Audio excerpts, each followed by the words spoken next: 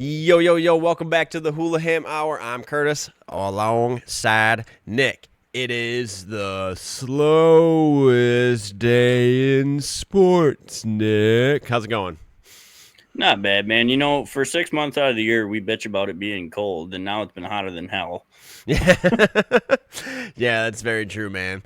Well, ladies and gentlemen, join us for episode 33 on the slowest day in sports. Let's kick it.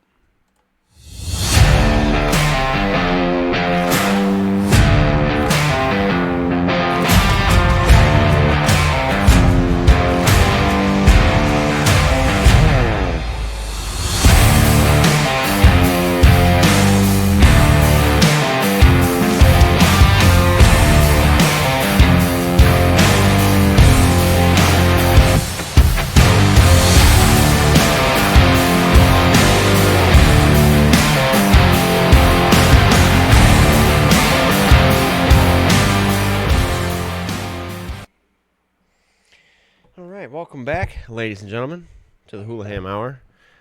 It's July 16th. This is episode 33. So we stated, it is what they call, quote-unquote, the day after the MLB All-Star Game. It is generally known in the sporting world as the slowest day in sports. Quietest. The quietest, slowest, whatever you want to call it. But we're here, and we got a lot to cover this week, to be honest. Yeah, so starting us off in the NFL. It's started training camp today. Getting excited. Finally, we're seeing some action. We're going to see some guys get at it, and I'm very pumped up. More pumped up about this year than I think I've ever been. I know that it doesn't give us a lot to talk about with it being training camps and all that, and we started a segment last week where we're going to start going over every fantasy position, and this week it's going to be wide receivers. But Nick, thoughts? Comments, anything on mini camp or training camps opening today? I can't wait for people to start getting cut. This is really where you weed out the NFL players from the bench warmers. Yeah, that's very true. I'm very excited for the Hall of Fame game that's coming up. That's going to be fun to watch. It's always a good one, even though that's when I think a lot of players really get a chance to shine because that's, it's first game. So looking forward to it. But let's get right. Well, actually, one other thing that I wanted to say. I got a couple things here, but one of the things it's looking like that Sam LaPorta might reset the tight end market coming up. They're projecting somewhere in the land of like a 5-year, $80 million deal, which I think would be crazy and would totally up the value of every tight end in the league. What are your thoughts on that? Well, if it's not going to be him, it'll be Brock Bowers very shortly. Yes. One of them's going to reset that market. Yes, they are. They really will. And how often do the markets need to reset? Like, what's the average salary of a tight end right now? Let's find out. I don't know, but like the running back market needs to be reset and starting to get a little bit better. But that was pretty terrible for a while. Yeah, $10 million to $19 million a year. And that would give 5 years at $80 million. That'd be about 19. So that's not resetting the market so much as it is just making him the highest paid one. Yeah, it's up in it though. It will for sure. And that's a projected thing. It could end up being 5 years, $100 million. Who knows? So Sam LaPorta is very, very valuable to the Lions. He definitely had a down season in comparison to his rookie season last year, but I think he will make a huge bounce back this year. I think he really will. But just think about how much the markets bounce. Over a year ago, people wouldn't even pay Derrick Henry $15 million. Derrick Henry. Come on. Giants didn't want to pay Saquon anymore, apparently, which is insane. He's one of the best players in the league. It just doesn't make sense to me, the disrespect that running backs get in the NFL. It just seems ridiculous. Like, they're one of the backbone positions, if not your entire spine, for a team. Saquon kind of proved that last year. I'm not taking anything away from Jalen Hurts. I'm not taking anything away from anybody else in that organization, but Saquon's the reason that they won. Like 110%. He's the reason that they won. So, see if they can't, but they freaking fired everybody on defense. They, cut everybody. They're like, all right, defense wins championships, but you guys got to kick rocks. This is just not working out. You guys gotta This was fun. Get out of my house. Yeah, this was fun. Go try to win one somewhere else now because we're not going to try to run it back because for some reason, I don't know, man. Nick Sirianni is just kind of known for that kind of shit. He's just a different breed. I don't know. He still has the Super Bowl. Exactly. Dan Campbell's going to get his this year. He is. He's going to get it. Week 6 of last year, they were calling for Sirianni's head. He turns around and wins the Super Bowl. That's mainly due to the part of the fan base that is Philadelphia, which, in my opinion, might be one of the worst fan bases out there. So, just most annoying for sure. Hell yeah! Oh yeah! All right. There's no one more cocky than a freaking Philly fan. Yeah, amen, dude. Amen. Okay, so we're going to get into this, into our segment on fantasy wide receivers here. Again, super freaking pumped. We're weeks away. Let's see. Where are we at on our countdown for NFL Red Zone? 53 days left, ladies and gentlemen. So excited. I think we're down to like 40 some odd days left to our drafts.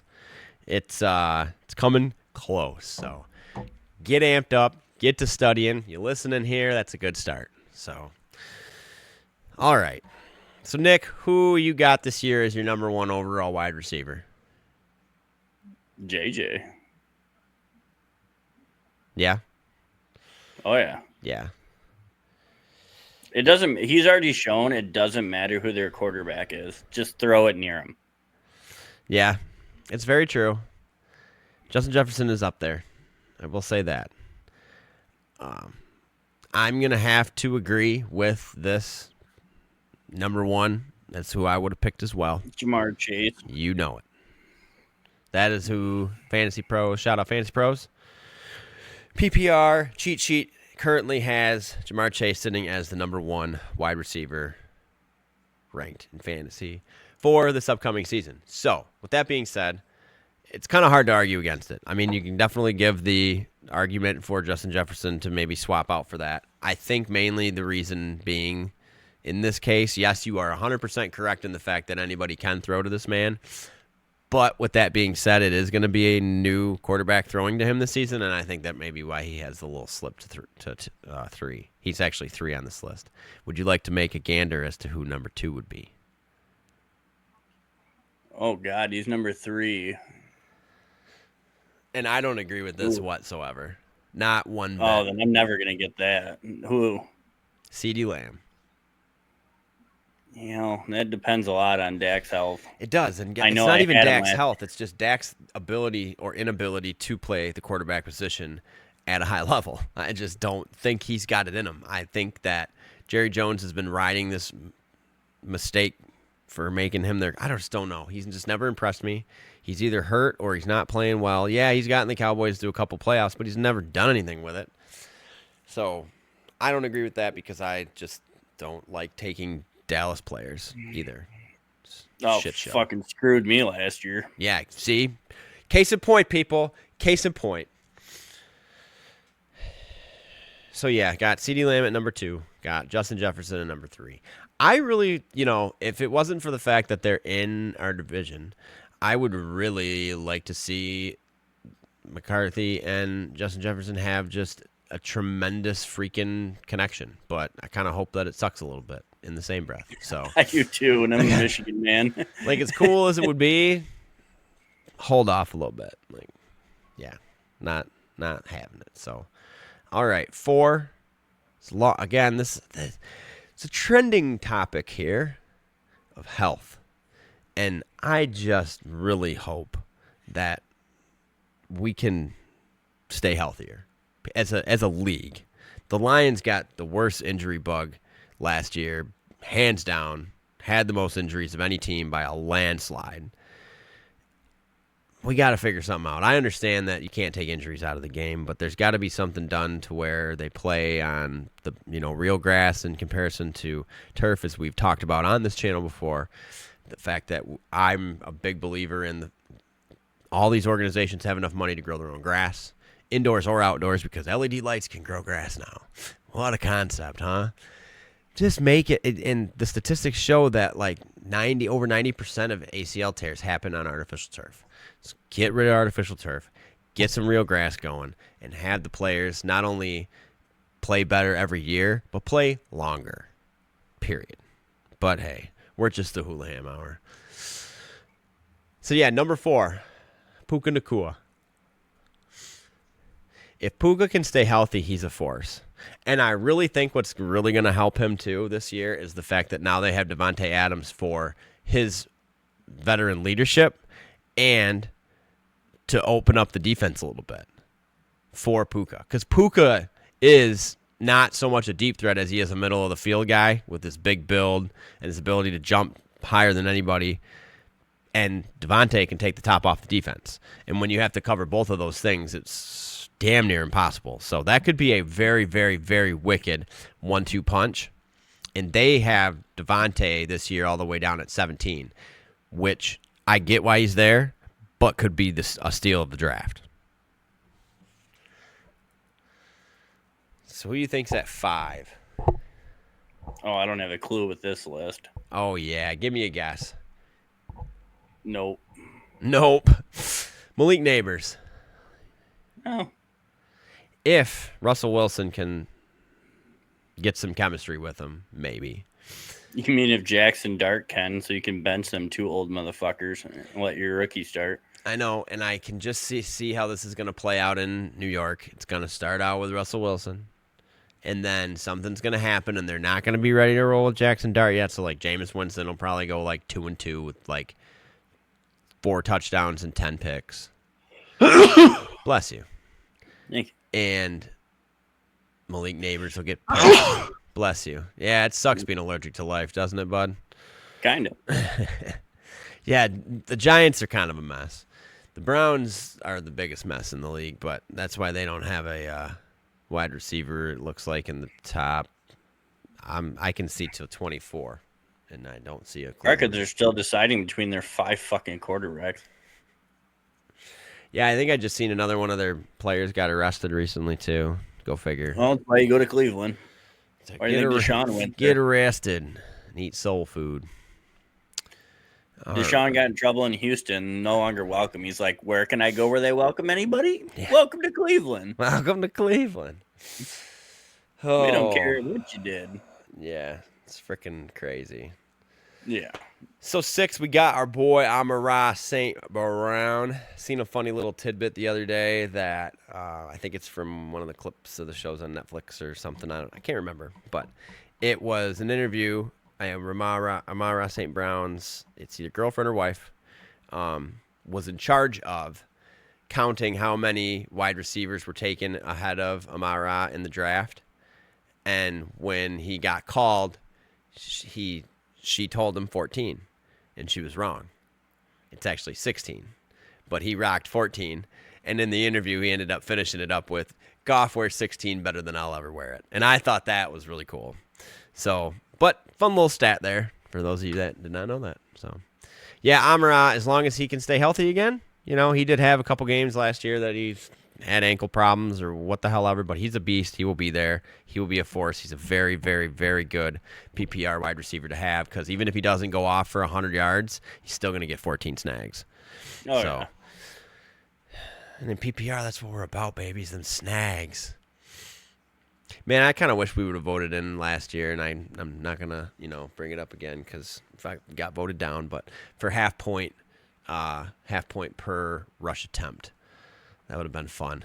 That would have been wicked fun. Anyways, moving on. Number 7, Nico Collins, Houston. Again, injury-plagued, wide receiver. Was he down most of the season last year? Or was down and then came back and got hurt again or something like that. But week 4 he went down. Yeah, so Nico, stay healthy, bud, and you'll be a force. But you can't be a force from the couch. Says me that yells at a TV. Yeah, the truth is real, Nick. I don't yell at my TV anymore. It doesn't talk back. Yeah, it ain't got ears either, so. No. Or brain. Probably does. Yeah, it probably does. They go right to China. and then send me recommendations to buy shit on Amazon. No wonder I keep getting Temu ads. 8, Brian Thomas Jr., Jacksonville. That's, I don't know. I'm hit and miss with Jacksonville. Not even that. Jacksonville's such a question mark this year. Like, they really are. Every year they're a question mark. More this year than ever, in my opinion. Like, the only real constant they have is Trevor Lawrence. That's it. As long as they still have that owner, it doesn't matter what they do. Yeah. They're going to be terrible. Yeah, Khan or whatever his name is. Yeah. Yeah. You know, they hired that young GM recently. We'll see how that works out for him. Yeah, but if you met Jerry Jones, if you have an owner that meddles that much in internal affairs, it just doesn't end up working out well. That's why Carolina fires a new coach every year. Yeah. Yeah, it's true. How do you bring a new coach into Carolina with a 1 or 2 win team and expect them to go to the playoffs the next year? Come on. Ain't happening. And then fire him because say he sucks. Yeah, exactly. Attaboy. Great job. Yeah. Yay, 1 thumb up. 9, we got Drake London. I don't know. Atlanta, another big question mark. Can Drake London be good? Yeah. Can Michael Penix get him the ball enough? We don't have enough. We don't have enough research for that. I mean, he had a couple decent games, but he went 2-2. Like he wasn't amazing. He wasn't out of this world. Sample size is small for that, for me to want to draft him. With him being that number 9 on that list, it's probably going to end up being a 2nd or 3rd round pick. Just, I don't know. That sounds like a losing formula to take someone like him in the 2nd or 3rd round. Yeah, it's one of them. It depends how the board drops. Well, our boards are ridiculous. So always ridiculous. There's always some wild shit that goes on. Yeah, I can't wait for Ian to draft 4 kickers. Yes, starting with Tucker. Yes. Justin Tucker, 1st round pick. Yeah, going to the Super Bowl. Yeah, shout out to anybody that actually takes a kicker in the 1st round. If you do, leave a comment in the comment section, and I'll mail you a Hulaham shirt because that shit is awesome. And it'd be even cooler if that person that drafted a kicker 1st overall ended up winning their league. My kicker won me quite a few games on the one I drafted last year, Brandon Aubrey. They can make a difference. They really can. We axed them for a couple of years, remember? I know. I like having them back. I like having them back, too. Your kicker your offense sucks, and all you can do is get to the 30-yard line. Your kicker's going to have a wonderful day. And I love the way that we score it, that it's not just 3 points for a field goal made. It goes up by distance away. I really like how we do that. It's a fun It should be. Fun rule, yeah. Yeah, it's fantasy. You should get the same amount of points for hitting a 30-yarder to hitting a 60. Yeah. Their lineman can hit it from 30. Yeah, you know what blows my mind is number 10. A.J. Brown. No, not really. I feel like he's better than Drake London, Brian Thomas, and Nico Collins at this point. Gets a lot of touchdowns, though. Yeah, exactly. Not overload on the catches, but usually he...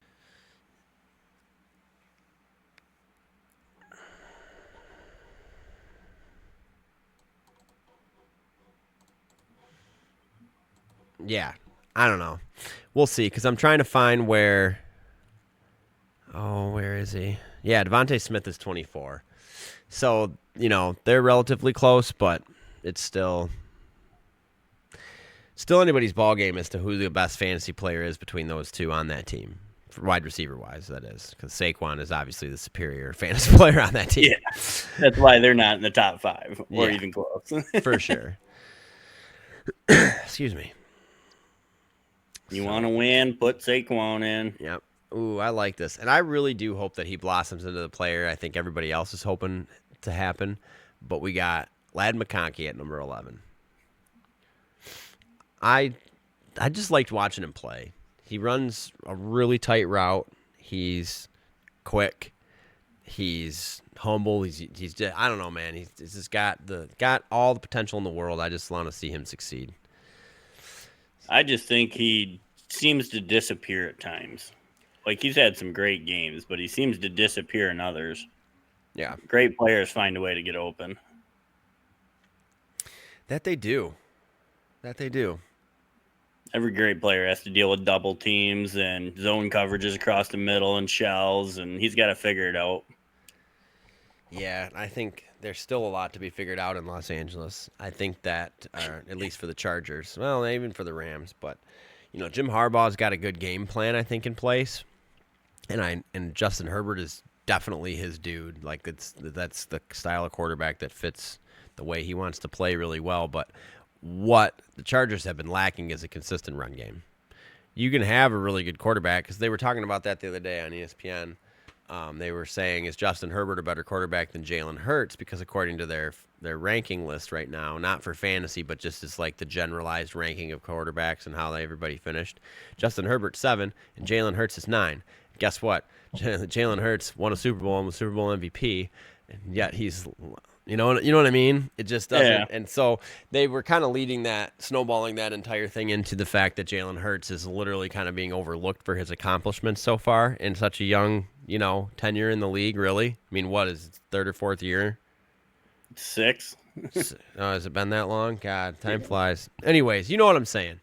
It's kind of crazy. But statistic-wise, I guess, Justin Herbert, better. So just see if he can actually win in the playoffs. It's just so hard to win in the AFC in the playoffs. It's so hard. Well, I bet the Chargers didn't think they'd have to add to somebody's contract not to play with fireworks. Yeah, speaking of that, fill us in on that. Apparently, he injured his eye playing with fireworks on the 4th of July. Welcome, Najee Harris. Jesus. Oh, Najee. Yeah, but that is half the fun of 4th of July, is lighting off some fireworks, half cocked up, got a lighter, you're seeing 3 flames, Like, your career's already on the downward trend. Let's go do dumb shit. It's been on the downward trend, man. You want to talk about a biggest bust fantasy player I've had the last few years, man. That man takes the cake, eats it, and then eats the plate. So... And they got a good rookie running back in Hampton there. I think Najee's out of a job by week 3, if not starting the year. Yeah, as long as he shows out in camp, dude, I think he won't even start. I think if the rookie shows out in camp, they draft him for a reason, and like I said, he's more Harbaugh's speed. Dude, he's a horse. Najee's just never, he's never made the transition from college to pro. He just hasn't made that leap yet. I don't know that he will. He reminds me of a lot of Le'Veon Bell, too patient sometimes. They stand behind the line before they actually dive. Yes, but that's what Le'Veon Bell had mastered. Yeah. And Najee does not. He also mastered quitting, too, so, there's that. Man, I remember when the Killer Bees, man, that was good times, but Antonio the biggest Brown, divas in the world were in Pittsburgh. Yeah. Yeah, dude, it's freaking, and guess what? They're back there again. You throw some Crosby on that, and the city of Pittsburgh is just toxic. Oh, dude. It's bad. It's not good. Now you got Aaron Rodgers. That's what I'm saying. All the divas are back there. Yeah. It's just a diva-attracting city, apparently. Good Lord. Love Island's coming there. Good Lord. That's crazy, man. It's so crazy. But, yeah. All right, moving on. Number 12, we got Jackson Smith and Jigma. I think if Sam Darnold can actually play like he did last season, that's a steal. Because he's got to throw to somebody. And, yeah, I get they re-signed. Who did Seattle re-sign? Tyler Lockett or something? Oh, they got Cooper, didn't they? Oh, they did get Cooper Kupp. Yes, they did. But they got Smith and Jigma ranked above him, and I don't even see Cooper Kupp. I'm interested in how that's going to work. Because that's kind of like a Puka Cooper situation. They run a lot of the same routes. Neither of them really stretch the defense. Dude, they got Cooper Kupp at the 45th best wide receiver in this draft. I'm curious with Sam Darnold how this goes. That's crazy to me. Wow. I'm not really amazed by that, to be honest. Cooper Kupp's been a fantasy force, dude. The I last agree. few years. Because you just don't know what you're going to get at a new place like that. There's some really shocking ones. Why do you think you don't see Mike Evans in the top 12? I mean, he's just older, even though he's still amazing. Yep. They got him at 18. Yeah, which is crazy to me. Another one, though, if he stays healthy, he's still one of the best receivers in He's the had league. 1,000 yards every year he's played. And Baker, that's all he does is chuck the ball. Yeah. Shout out Baker for shotgunning beers with fans at the American Century Championship. That was awesome. Rock on, bro. Dude, Baker's a character. He is, man. He's fun. That's when I went to Tampa and watched, yelling my own shit and it's a tough dude to make fun of, but my joke that landed best was that Baker likes his well done steak with ketchup. That shit was hilarious. So, all right. So, 13 we got Garrett Wilson. Again, giant question mark in New York. The whole state of New York besides Buffalo is a goddamn question mark. Even Buffalo might be a little bit of a question mark this year. They've made some moves on offense and stuff, and we'll see. But they'll be fine as long as Josh Allen's there. Yeah, but do they want to be fine? I guess is more my point because Fine's not got it done. No, Josh Allen hasn't got it done. He just hasn't. And I really want to see him do it. I really do. He's one of my favorite players to watch play. He's such a freaking force out there. I just would like to, if I'm going to root for an AFC team, just do it, Buffalo. Let's get your shit together. Do it. But they'll probably choke to the Ravens or the Chiefs again or some stupid shit. And then the Ravens will choke after that. I'd like to see Lamar win one. I love the Ravens, but Jesus. Right. How do you win a couple MVPs and just fucking fail in the postseason every year? Yeah, for sure.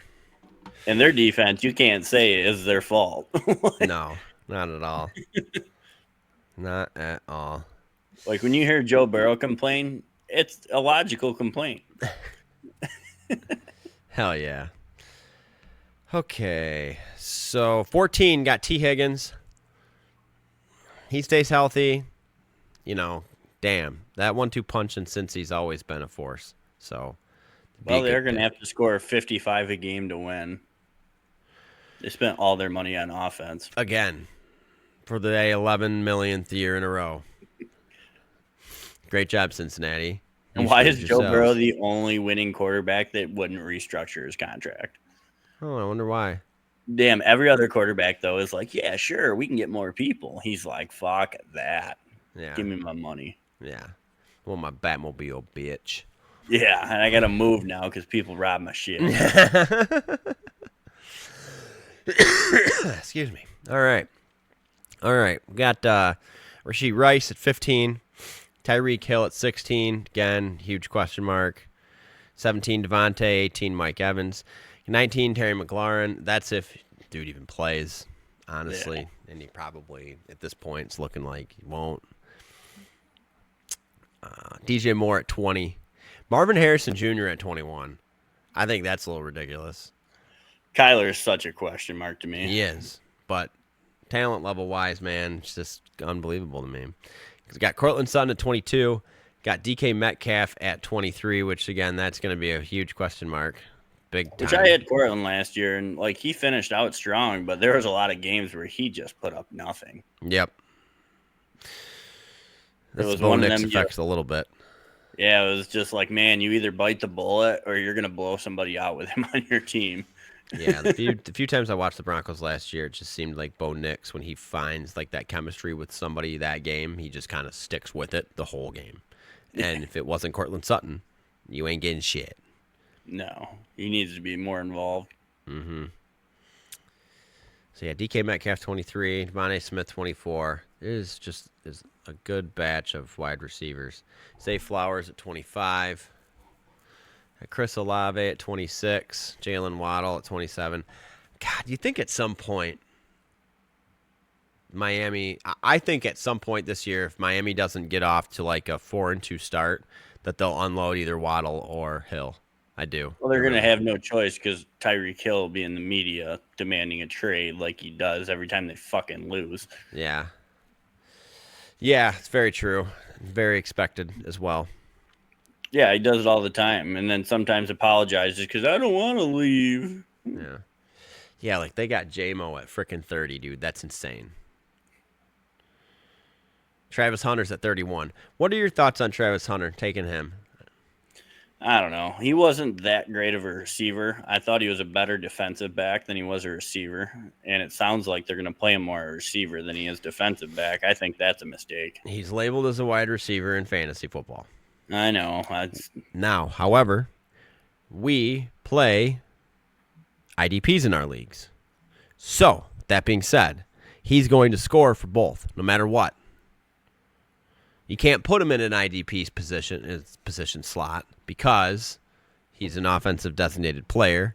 But when you play him at wide receiver, and if he is putting up 15 points a game or more as a wide receiver, you got to think he's going to at least get a couple of tackles and maybe a forced fumble or a pick. You know what I'm saying? And it can add up quick. I think in a sense that it raises his draft stock a tish, especially in our leagues, the way we're formatted. Just not a ton. Unless he starts proving that he's going to play both sides of the ball and just dominate. I just don't see it happening. Like, these guys are in the NFL for a reason. There's a reason nobody does. Is he a great athlete? Yeah. But these are NFL guys on both sides of the ball. And he's only like 190 pounds. Mm-hmm. So we'll see. He goes across the middle and a linebacker catches him. He's going to wake up tomorrow. The next day. I mean, for real. And if I was a linebacker, I'm going to take that suspension. I'm just going to level him. Yeah.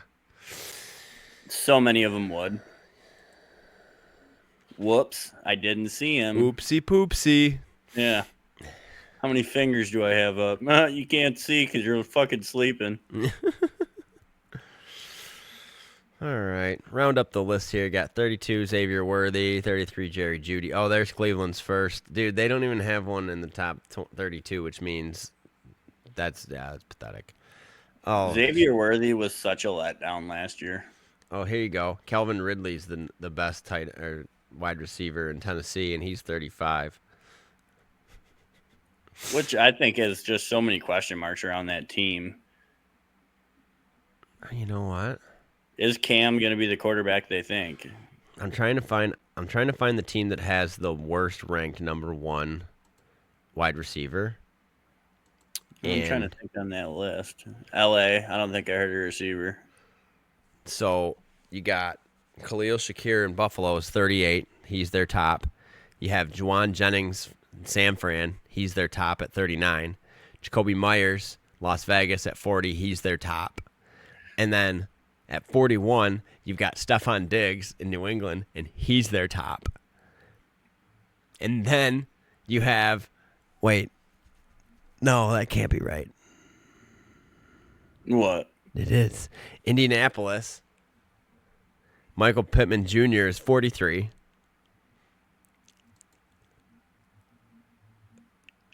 Oh, wait. Oh, my God. Nope. It might be Green Bay, dude. 46 is Jaden Reed. Wow. It's Green Bay. They have Green Bay. Congratulations, Green Bay. You screwed yourselves. Coming in at number 46, ranked power rankings for wide receivers this year in fantasy football via FantasyPros is Jaden Reed. Wow. Good job. Good luck, Jordan Love. You're going to really have to play your goddamn ass off this year if you want to do nothing in this league. Oh, Stick it in their face mask, about all you can do. Seriously. Wow, that's crazy. Yep, that should round it out. Wow, dude, Cleveland's got a better wide receiver than you. Green Bay. Good job. But at least Green Bay has a quarterback. Cleveland can't say that. Burn again. To the doghouse with you. All right. Well, I think that's going to wrap us up on the wide receiver fantasy football talk this week. next week. We're going to do quarterbacks next week. I'm really pumped about that one. We're going to go over the whole top 32, so you are just as informed as we are for this upcoming fantasy football season. So, Nick, you got anything else on the wide receiver pool for this year? You got any sleeper picks you think might just come out of nowhere, rookie, anything like that? Nope, none that I want to share. Oh, biggity bitch. Yeah, my sleeper pick is Marquez Valdez-Scantling for Seattle. No, I'm just kidding. He was just the last one on the list. So Sam Darnold throwing to him. Oh, boy. Yeah. Good luck. All right. Let's see how you play without Kevin O'Connell. Yeah. Who's like a quarterback guru, apparently. Yeah, we'll see. Time will tell how He's bad proven Sam it so Darnold's far. gonna suck. Oh, nailed There you, you bud. go. Yeah. Woo. Nailed you. Don't take that shit, no. He's been drinking too much, man. You gotta move that liquor bottle over. To watch his mouth. Nah, that ain't getting spilled. Nah, the gnome's drinking it. Yeah. Get it away from him. Nah, he'll be good. If that's all he drinks, we're in the clear. All right. So, yeah, I think that'll wrap up our NFL talk for this week. And we'll move on to our next segment of the Hulaham Hour here, the PGA Tour. Chris Gotterup took the Genesis Scottish Open. God damn love it. Love the last name. Nick, I think I texted you. I was like, Gotterup's in the lead, and you're like, and he's almost hard. And let's just throw out both names out there to start. Taylor Gooch wins Live, and Chris Gotterup wins the PGA. What in the fuck? That is too funny. Can't make that shit up. You can't make it up. You really can't make it up. We got a Gooch and a Gotterup. Gotterup Gooch. Yeah, Rory was right there in the Scottish Open. Yeah, he's finished, I think, at 13, and Gotterup finished at 15, if I remember correctly. Yep. Rory just couldn't make any putts. He just couldn't make any putts. And then I believe I read that he was bitching that the greens were shit. It's like, man, you know, I get it, and I've bitched about greens being shit before, just as you have, Nick. However, when you're all playing on the same ones, what does it matter? What does it matter? I mean, exactly. Like, you can complain about it and make excuses all you want. You know, now I get, you know, the next victory Rory gets will be his 30th win on tour, which I know is another milestone for him that he really wants to hit. So he's probably frustrated again because he gets so easily frustrated. But you've won. You've done it all, dude. You've been world number one. You've won FedEx Cup. You've won the Grand Slam. Like, just come out and have fun. Enjoy yourself. Like, don't forget why you do what you do. Like, you love the game. I mean, at least I hope you still do. But I can't. I don't think mentally he could ever just relax when he golfs. That's why when like he takes time off, he doesn't golf. He literally takes time away from it. Yeah, that's the biggest flaw that he has is 100% what you just said. Is that he is like his own worst enemy. He really is. So, yeah. Okay. Yeah, it was $3.1 million for Mr. Gotterup. And got him into the Open. He wasn't in the Open unless he won. Yeah. That was huge. Yes. Yes, it was. All right, so let's pull up. Speaking of the Open, we have the British Open this weekend, ladies and gentlemen. Starts tomorrow. I think you said 8:45, right, Nick? That's what I saw. Oh, wait, that's when coverage starts. These guys are starting golf at 1:35 in the morning because it's overseas.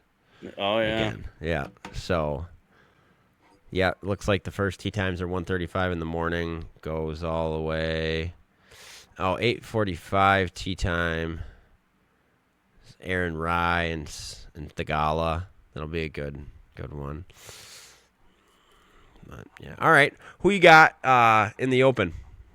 I'm still running with Rory again, dude. I told you these overseas courses he knows very well. He shoots well at these courses. He does. He is the number 2 favorite to take it. John Rahm's a really good pick too. I think like he's been playing really good golf. He's been playing really good golf in the majors as of recent too. It's really hard for me to pick against my boy Bryson though, and I really think that he's analytically gonna have some stuff figured out from the last major because that was an absolute dumpster fire of a performance from him at Oakmont. So, and he knows that. However, Xander also was showing signs of really finishing strong. I think he finished at 9 under with Scotty last weekend. And he's the defending champ. Yep, which is still a strong showing. So, if I'm putting money down, I'm putting it on Bryson. That's who I'm putting it on. That's who I'm gonna. So we'll see. So it looks like Bryson's got a 9:48 tee time tomorrow, so he'll be a later one. Xander's tee time is at 5 in the morning, 4:58 a.m. I'm gonna look up. I think it's like a 6-hour difference. I want to say over there, but I don't know. Yeah, I don't know. I never did look it up. I think it's about 6. Yeah. So okay. So yeah. You also had mentioned going into.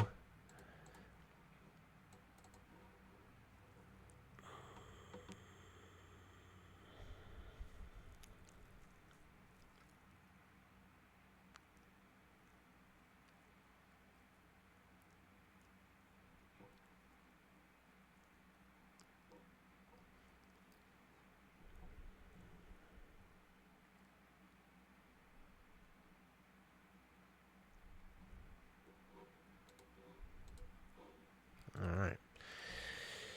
You'd also mentioned going in with Liv Spain that Taylor Gooch won Liv. You want to fill us in a little bit more on that? Yeah, he shot good golf. Rahm was right behind him, but he just couldn't catch him. Yeah. Looks like, Gooch won at 8 under, just one ahead of John Rahm.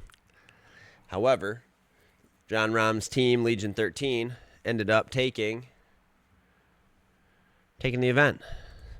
So I was explaining this to you earlier, and I'll explain it to the viewers now, but there's so much more money in Liv, at least purse money.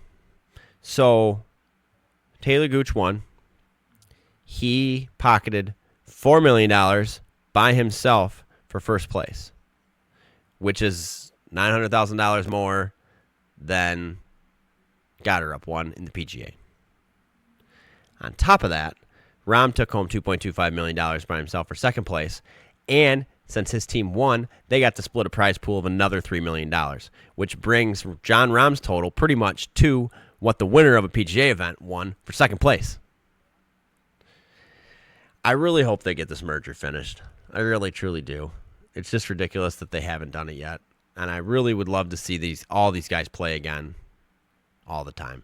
Now, granted, I know... So when I don't know this, and maybe you don't either, but when these guys left PGA and went to Live, did those PGA cards become available, or are all these guys still PGA card holders? No, I think their tour membership got revoked. Okay, so there was another like 30 or 40 PGA cards that just became available that are now filled. Well, now they are, but yeah, you still got to earn it. You don't give them out. Yeah. Wow. Yeah, you got to earn your PGA card. Yeah, it's just they're all filled now. So, because I think they're at like 100 cards or 120 cards or something like that. To me, finding the way back is something I've never heard a resolution. Yeah. Do you have some of the best players start shooting in qualifiers to make tournaments and make their way into the FedEx Cup points? Yep. I mean, what do you do? Yeah, it's tough. And if you're a guy like John Rahm or Bryson DeChambeau, really, you're going to make me shoot in a fucking qualifier? Yeah. I'd be pretty pissed. Yep. Yeah, it's true. Well, hopefully, like I said, they make it happen. And, imagine the two coming together, first place take home like 5-6 million. That'd be awesome. And, I do like the traditional setup of PGA, as most people do. But I will say there is something to be said about how Liv's setup is, and it's fun. It's fun and it's exciting, and it makes everybody play still for themselves, but it's team implicated, and I really like that. All right.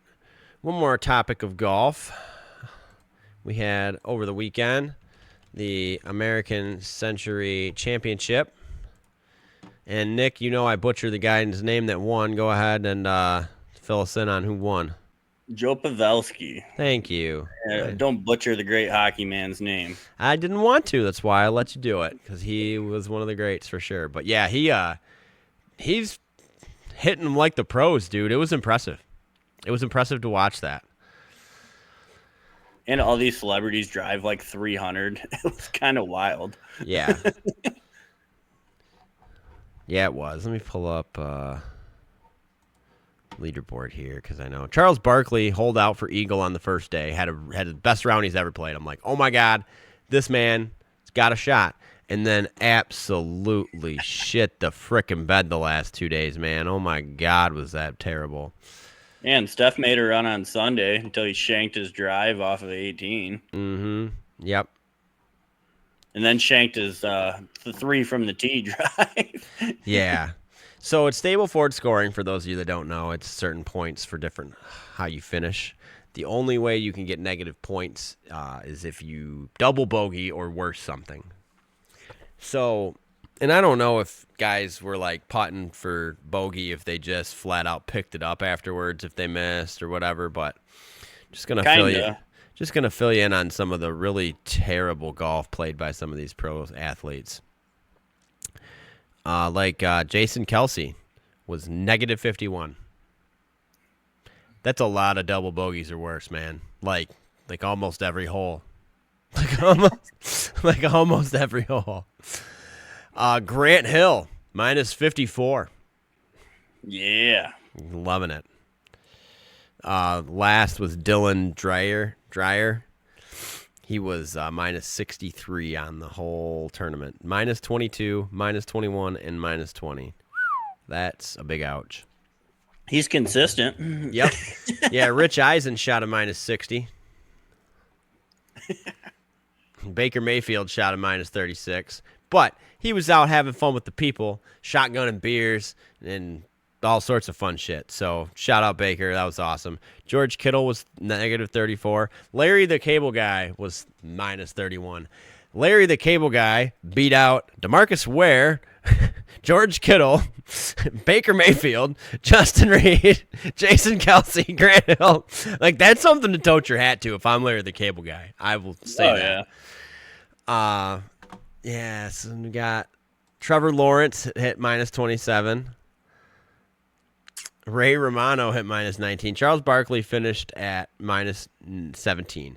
He hit plus 9 on the first day, which was a good first round. But Rob Riggle was minus 12. Travis Kelce was minus 12. Yeah, it was just fun. Gary Sheffield minus 3, excuse me. AJ Hawk was plus 5 for the round. Yeah, dude, it was fun. That whole Lake Tahoe experience there, like, I can see why all these guys look forward to this every year, because that's just got to be one of the funnest weeks.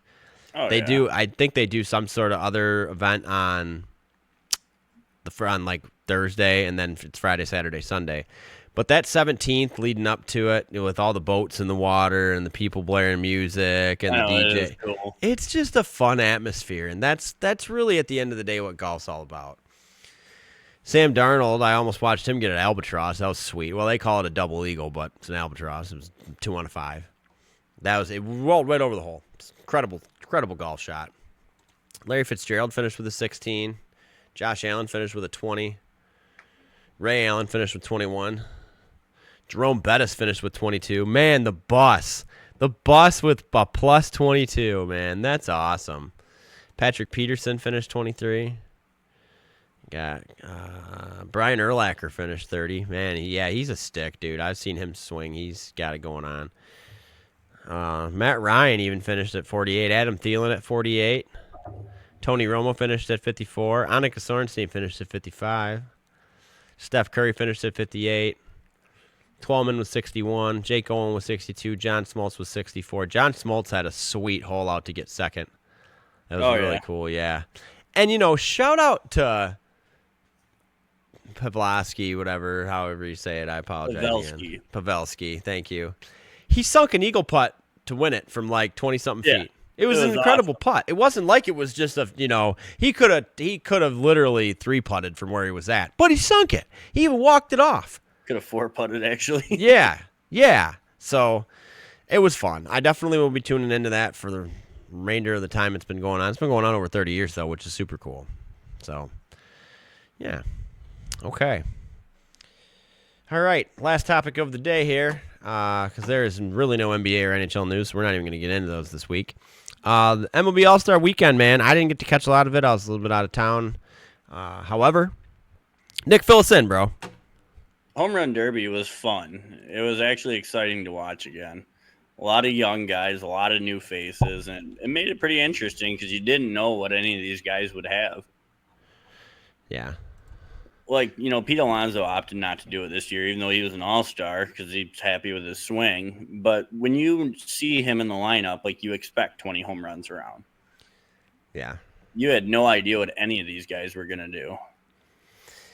Yeah. And my pick, the dumper. Big dump. Big dump. He won, man. But fill us in on his sneaking in through the first round. By an inch. That is unbelievable. 1 inch. Him and Brent Rooker hit them both 371 feet. Ricker's was .52. His was .78. Not even an inch.